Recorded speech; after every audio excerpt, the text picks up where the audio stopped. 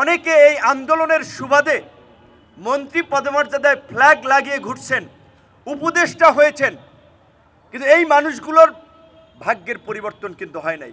নতুন বাংলাদেশ বিনির্মাণ করার জন্য এই যে পুরানো স্টাইলের যে রাজনীতি, দখলদারি, চাঁদাবাজি, মাফিয়াগিরি, এই রাজনীতির পরিবর্তন করতে হবে। পৃথিবীর তাবৎ রাষ্ট্রগুলো দেখেন, ইউএসএ, ইউকের মতো তো রাষ্ট্রগুলো যখন নির্বাচন হয়, প্রার্থীরা রাস্তায় দাঁড়িয়ে ক্যাম্পেইন করে। তাদের জন্য বাংলাদেশের মতো কালচারে যেভাবে লক্ষ লক্ষ লোক, হাজার হাজার লোক বিনা পরিশ্রমে মিছিল করে, মিটিং করে, সব কিছু বাদ দেওয়া, তারপরে নির্বাচনের পরে যারা জয়লাভ করে তাদের পক্ষে একটা এলাকায় দুর্বৃত্তায়ন, একটা মাস্তান বাহিনী, একটা দখলদার বাহিনী গড়ে তুলে। যমুনা স্মার্ট রেফ্রিজারেটর, স্মার্ট লাইফে স্মার্ট রেফ্রিজারেটর। এই ধরনের রাজনীতি বাংলাদেশে চলেছে, এখনো আছে, কিন্তু এইটা গণ অভ্যুত্থানের আকাঙ্ক্ষা নয়।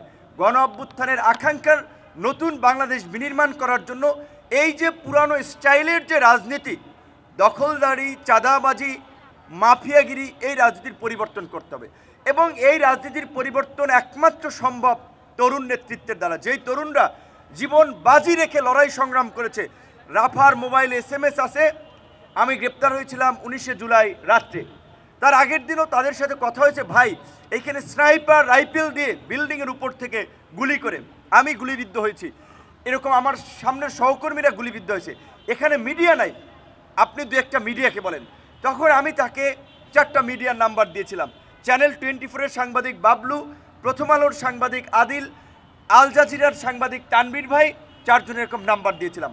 বিভিন্ন জায়গায় আমাদের সহকর্মীদেরকে বলেছিলাম যে আপনারা রাজনীতি করেন, আপনাদের একটা অভিজ্ঞতা আছে, কিভাবে মানুষকে সংগঠিত করে প্রতিরোধ গড়ে তোলা যায়, সেই দিকে আমাদেরকে হাঁটতে হবে। এই ফ্যাসিস্টের পতন ব্যতীত আমাদের মুক্তি নেই। এই আমাদের আহ্বানে রাস্তায় নেমে আমাদের অনেক ভাইরা চলে গিয়েছে, তাদের পরিবার আছে, এই যে এখানে কয়েকজন নিহত পরিবার আছে। অনেকে এই আন্দোলনের সুবাদে মন্ত্রী পদমর্যাদায় ফ্ল্যাগ লাগিয়ে ঘুরছেন, উপদেষ্টা হয়েছেন, কিন্তু এই মানুষগুলোর ভাগ্যের পরিবর্তন কিন্তু হয় নাই। কারো সন্তান ছিল ওই পরিবারের একমাত্র উপার্জনক্ষম ব্যক্তি, তাদের প্রতি এখন পর্যন্ত এই অভ্যুত্থানের সরকার বলে, আমাদের সরকার বলি, ইনসাফ করতে পারে নাই, ন্যায় বিচার করতে পারে নাই, এখন পর্যন্ত ক্ষতিপূরণ দিতে পারে নাই। এইটা কিন্তু এই সরকারের দ্বারা আমরা আশা করি নাই। আমরা প্রত্যাশা রাখব, আশা করব আমাদের আন্দোলনের ফলে গঠিত সরকার অনতিবিলম্বে দ্রুত সময়ের মধ্যে এই পরিবারগুলোর একটা উপযুক্ত ক্ষতিপূরণ দেবে। মুক্তিযুদ্ধের আজকে 53 বছর বয়স হয়েছে, এখন পর্যন্ত 53 বছর বয়সে মুক্তিযুদ্ধের একটা সঠিক তালিকা 53 বছরের কোনো সরকার করতে পারে নাই।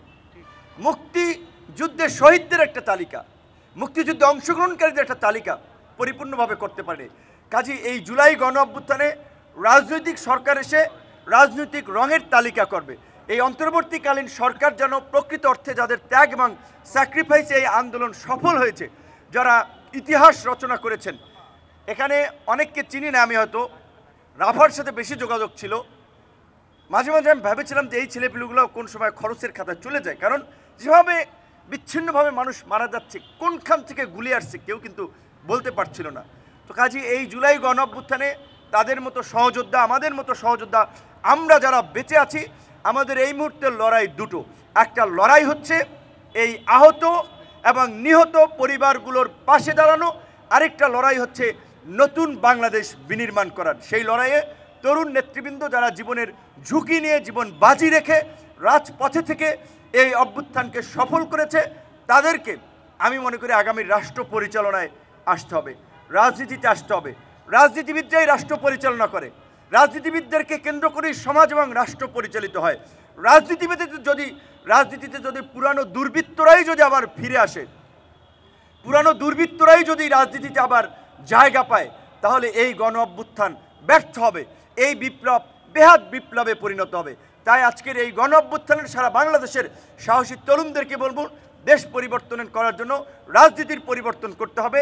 রাজনীতির পরিবর্তন করার জন্য সচেতন, শিক্ষিত, দেশপ্রেমিক এবং সাহসী তরুণদেরকে রাজনীতিতে এগিয়ে আসতে হবে।